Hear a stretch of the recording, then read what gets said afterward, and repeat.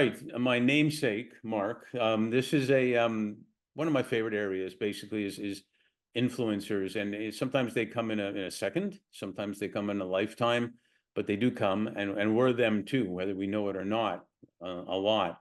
My first was really my first major one was my grandfather, who, by the way, is from Kyiv, with my grandmother, my mom, and my aunt, and he used to take me for walks in the park in Montreal, and he didn't go to college or anything like that. But one day I asked him, because he talked to a lot of people, I said, Zeta, how do you know all these people? And he said, well, one day I smiled at this person, and he came over and smiled at me, and then we were talking and laughing, and then another person came over and smiled at us, and we talked to him too. And I'm a 5-year-old thinking, wow, this is pretty easy. You just smile at people, and everything's fine. And it was true. It's a little simplistic, but it's true. And that's, as you get older, you realize what you say and how you, if you smile, people react in a different way. So, and then we've all had a bunch of influencers, but can you share with us maybe 2 or 3 people that have been influencers in your life? Wow. Certainly my father, and for all of his children. He was, and for all of our friends, he was one of these larger than life guys, that our friends loved because he took an interest in all of our friends. Where many other parents, they were casually friendly, but they didn't really show a sincere, authentic interest in us. But Dad always did. And Dad was an enlisted Marine in World War II. And so that generation, and most of that generation is gone now. These were really salt of the earth human beings. They call this the greatest generation. I mean, and Dad was one of those. And so even though he wasn't around that much when we were growing up, and he apologized for it later, but we just, every minute we could get with him was golden. And he really inspired us around giving back.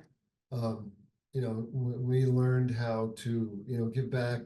He created a foundation so that we could all learn, Wow. what it means to contribute to, important, to libraries and to important causes, and to help, make the world a better place.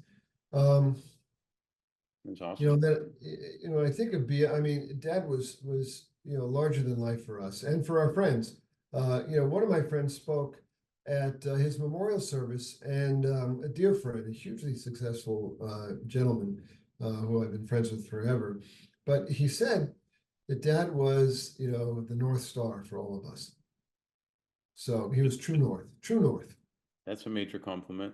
So, and then they're just people like, the manager at the gas station I worked at when I was, 16. I pumped gas back in the day when, you could pump gas in New York. I think you can still pump gas in New Jersey now.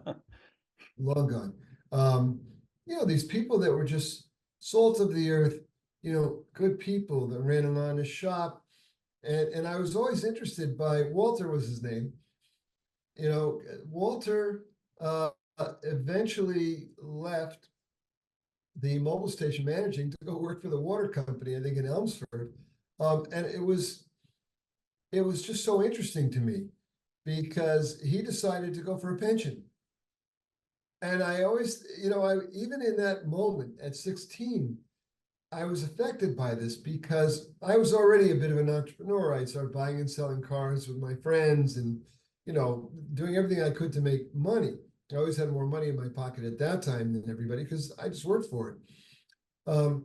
But the fact that he just went for a secure job where he would have a pension, and I admired it, and I recognized even then that wasn't me, because he was going to be able to go home every night at 5 o'clock, turn on his TV and cook a steak or whatever he wanted. And I knew even then I was still going to be, burning the midnight oil. Well, it's So interesting because you can get influenced in different ways, obviously. yeah, it was good for me to see that. Right.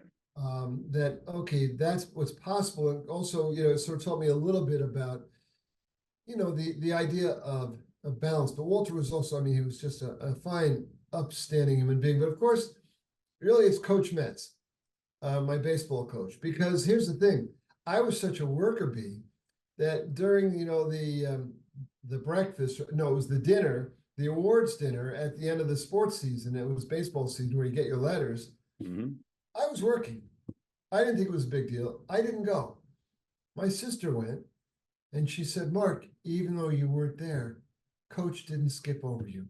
He talked about you and, said lovely things about you and your contributions to the team. And two lessons there.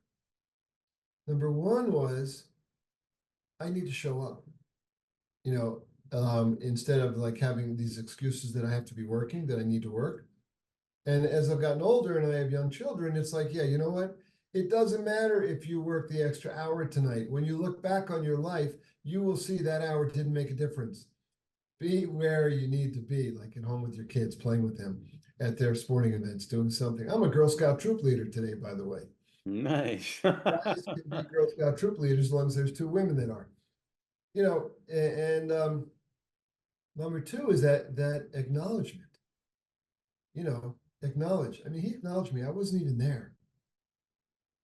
And Yeah, it really touched me. It was like, wow.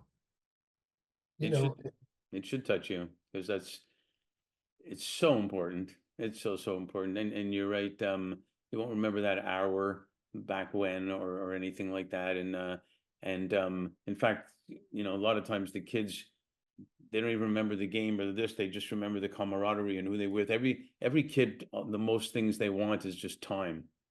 Yeah. And they remember when you're there. Yeah. My dad eventually was given an award as the Father of the Year by the National Conference of Christians and Jews.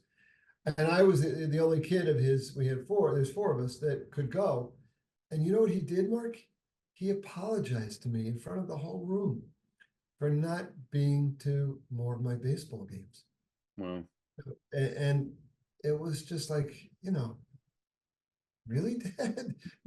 My God. And, I get people knew he was so beloved by his entire community. They gave him this award. And he took that moment to say, I'm sorry I wasn't at more of your games. That's who I learned from.